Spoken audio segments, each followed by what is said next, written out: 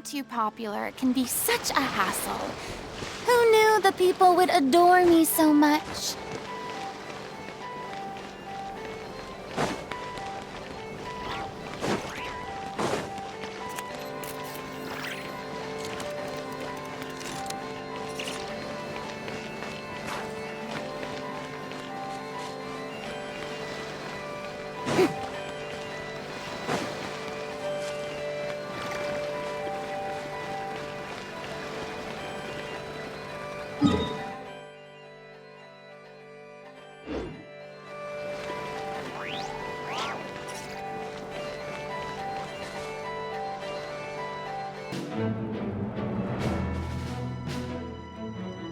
It's a relief to see you all made it back in one piece.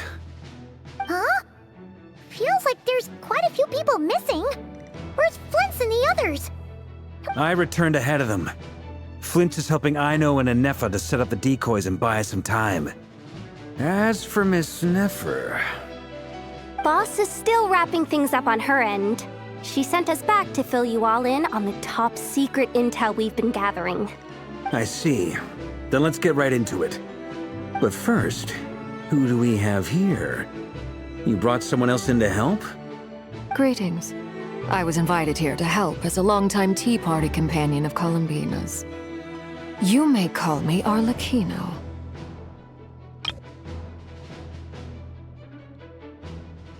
Surely it can't be. Those eyes.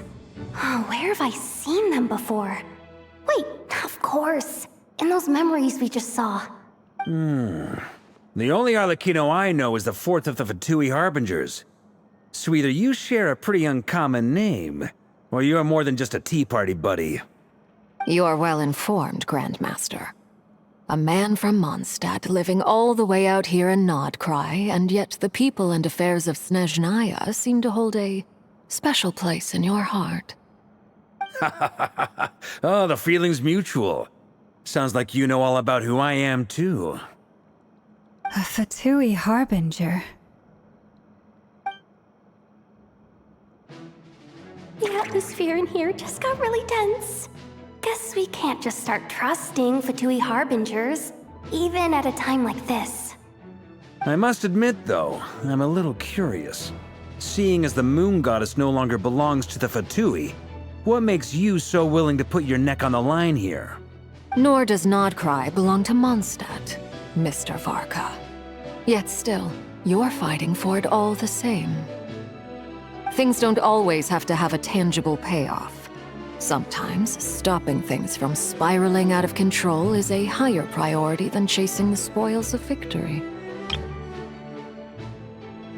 Of course, I can't say there's nothing in it for me at all. But that's between Columbina and myself.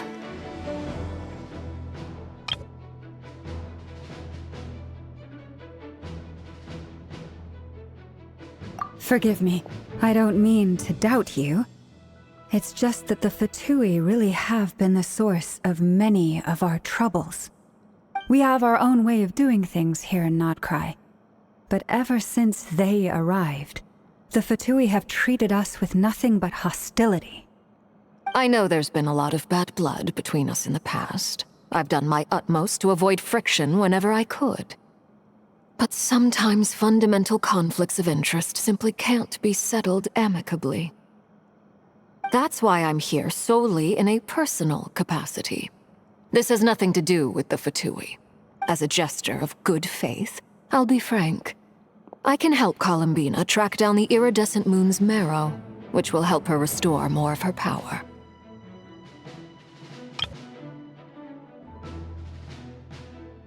Anyway, what else is on the agenda? Let's begin. She says she'll be frank, then completely skips over the details. Looks like she doesn't want to give away too many secrets after all. But she clearly wants to change the subject. It'd be awkward if I tried to bring it up again now. I guess we'll just have to go along with it. She's the fourth of the Fatui Harbingers after all. One look and you can tell she's not someone you'd want to mess with.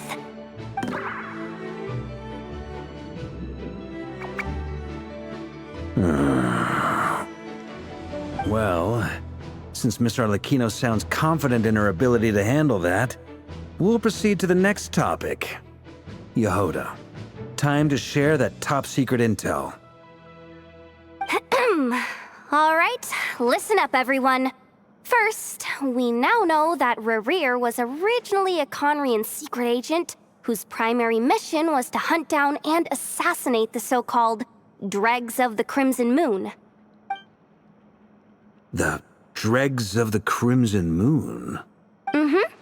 In the memories, there was a lot of talk about the Crimson Moon and Eclipse, and a whole bunch of other stuff from the time of Conria.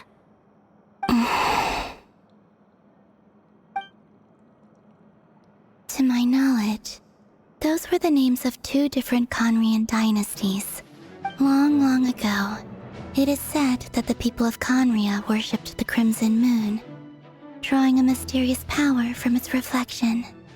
But one day, a coup saw the Crimson Moon eclipsed, hence the name of the new dynasty that replaced it, and how it became the new emblem of Conria. Still, long after the Crimson Moon dynasty had fallen, the last ruler of the Eclipse dynasty, the Vinster King, still coveted the secrets it left behind. So, he sent the Rerir of Solnari to secretly hunt down the Crimson Moon's few remaining followers.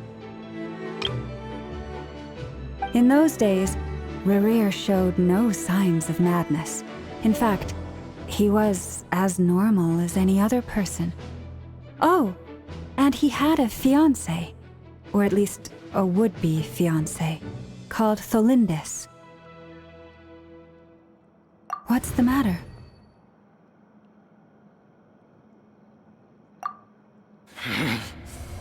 Verfnir, Rheindaughter, Flinders.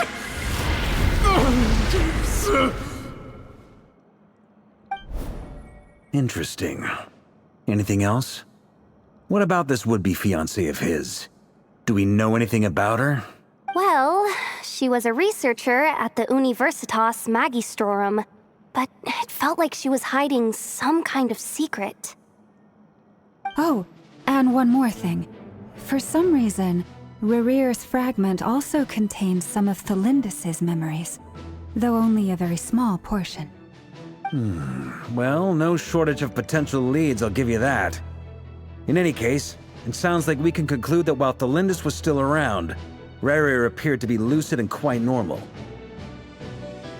Tholindis, it seems, must have been the one thing in this world that he couldn't let go of. Tell me though, were these pure-blood Conrians we're talking about here? Why do you need to know that? Hold on. If she was a pure-blood Conrian... Oh yeah! Just like how it was with the captain! If we could somehow find her, do you think there's any chance Rerir might regain some of his sanity? It's possible, but it would take a miracle. We can't pin all our hopes on that. That merchant who nefer knows, Dori Sangama Bay. Maybe we could hire her to look into it. All right then. Let's keep working in our separate teams.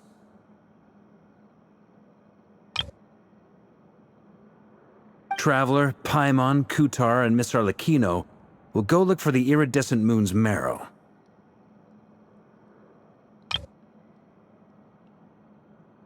As for the others... On the way over here, I noticed that the wild hunt monsters had grown even more frenzied in their search for Kutar.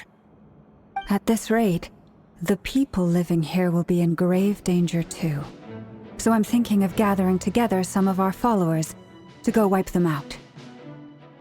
I'll head back to the curatorium and meet up with the boss.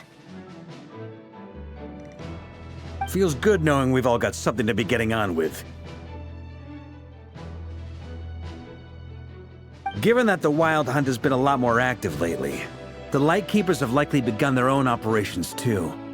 If that is the case, someone will need to pass the news on to Flint's. I'll hold the fort for now, then discuss our next move with Flint's, Aino, and Nefer when they get back.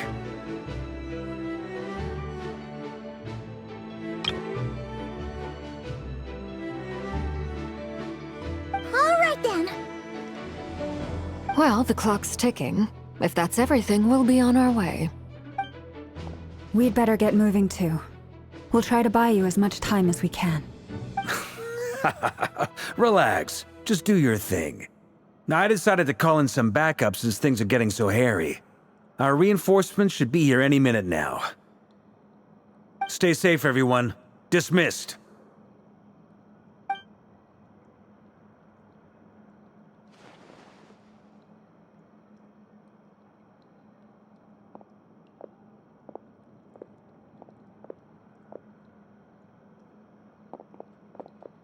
We're back. Did we get here a little early? Or a little late? A tad late. The others have already set off. To summarize, our resident moon goddess has found us a new ally, and Boss Nefer has uncovered some promising info. Everything going smoothly on your end? Not great. I don't know how long we can stall them for. The decoys are getting taken out way faster than we imagined. I'm gonna make some more later, but I need a timeout first. I'm so tired right now. Oh, right! Nefer, could you fill in Uncle Varka on what we just discussed with flins? Sure. Uncle Varka, you previously told us about how when you went to investigate a source of the wild hunt in Amsvartnir, you discovered that it was just a diversion. But according to Flints's intel, several outbreaks of the wild hunt had already occurred in Nodcry in the period leading up to that. That was before Rerir had regained his body, when he was far from regaining his full strength. In other words, in theory at least, he still lacked the means to act in two places at once.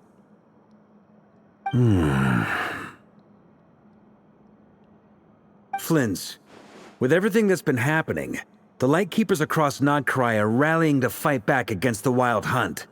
They're gonna need your help. I know, I'm sure you're capable of coming up with something far more effective than decoys. But for now, you should stay here and get some rest.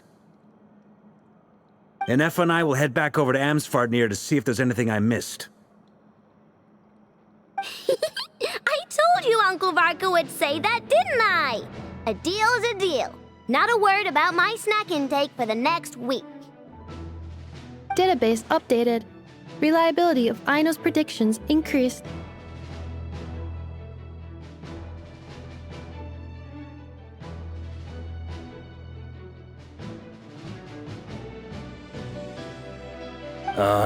What does that mean? They were betting on how you'd respond after hearing their intel. It's the obvious choice, isn't it? That's hardly worth betting on.